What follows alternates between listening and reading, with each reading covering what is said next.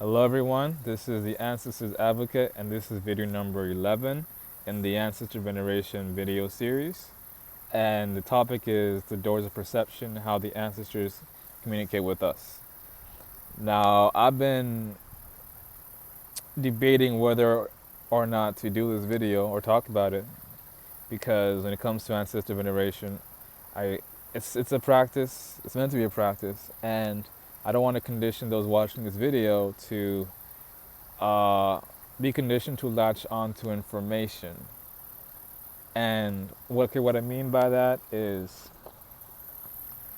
because sometimes an abundance of information can be a little bit stagnating, right? It can kind of, there's a point where it feels like it starts to go against uh, its own benefit.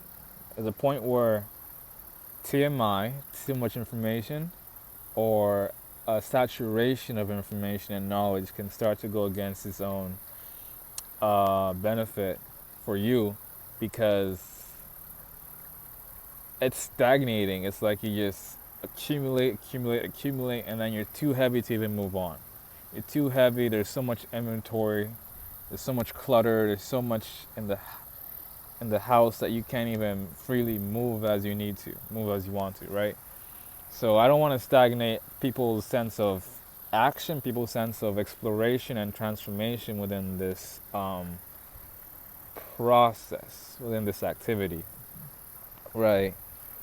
And I don't think it's possible for me to even touch on all the different doors of perception, really, or the different ways I can manifest, because everyone can have different experiences with their ancestors and how the ancestors communicate back with them.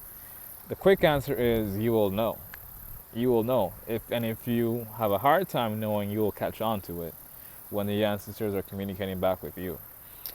I also felt like making this video also just in case there are those that really need to know. I don't think this video is going to be for most, but just in case there are those who really need to know, just to have that extra layer of clarification, I'll make this video. Especially those who may be young in their spiritual journey, their own personal spiritual journeys. This could be helpful as well. So dealing with the doors of perception, it's kind of like the doors that the ancestors can open to, the doors that are opened already, that are the easiest for ancestors to communicate with you. And not even that, but also the ones that are appropriate for certain types of messages that they have to give. Okay? So one is dreams. They can come to you in dream time. Two is when you're meditating, when you have a certain level of attentiveness and watchfulness, right? When you're very calm, centered, and very attentive. Even someone call heightened states of attention or awareness. That's another opening where they can come and let you know Wagwan. For me, oftentimes when I sit down at the ancestor altar and I just stare at the altar, I just gaze into it, that's also a moment when doors are opening and communication can happen silently and almost it's like energetically. You just know what's going on, you know what's being exchanged, you know what you need to be, you are made known, you know what you are being made, okay, you know what you're being told, like telepathically, energetically, that kind of sense as well. There's also synchronicities in life that happen. Sometimes you give an offering at the altar, and then maybe that week you have an amazing day at your business. It's like a blessing. Blessings are also methods that, because there's an exchange, you can also call it a form of communication when they bless you back. Because there is some interaction when it comes to them blessing you or reaching out to you in one way or another. Oftentimes, many people have talked about how they had received some good luck in life or some blessings when they had just started initiating communication with their ancestors and doing the whole, everything we're talking about in this video series. And so on and so forth. Some people are very strong with their intuition. That's a good thing. Some people like to have synchronicity within. Some people would like to have synchronicities within the physical environment. So it could be certain birds, or certain animals that meant something to a certain ancestor of yours, whether it's a deer, a bluebird, a hummingbird, so on and so forth.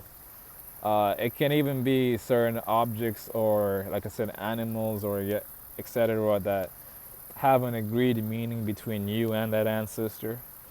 That you are saying that this is going to be, a symbol for this, or this is going to be a symbol for that, and that can be a door perception, because there is an understood symbol, an understood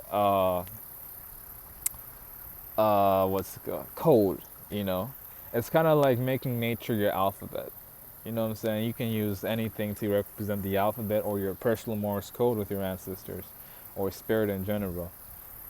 People do this all the time, consciously or even sometimes unconsciously, right? So, yeah, this does not need to be necessarily a long video. I think I really touched on all the points about how the ancestors communicate with us and the door's perception. But like I said, I don't want to do a super deep dive into it. I'm not even sure if I even could.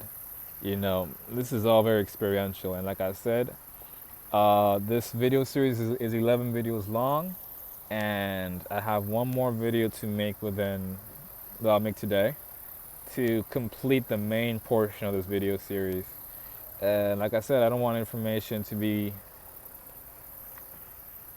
too much information. Like I said, can get a little stagnating, and I like to avoid that. I just want to say as much as is needed to be said and not overdo it.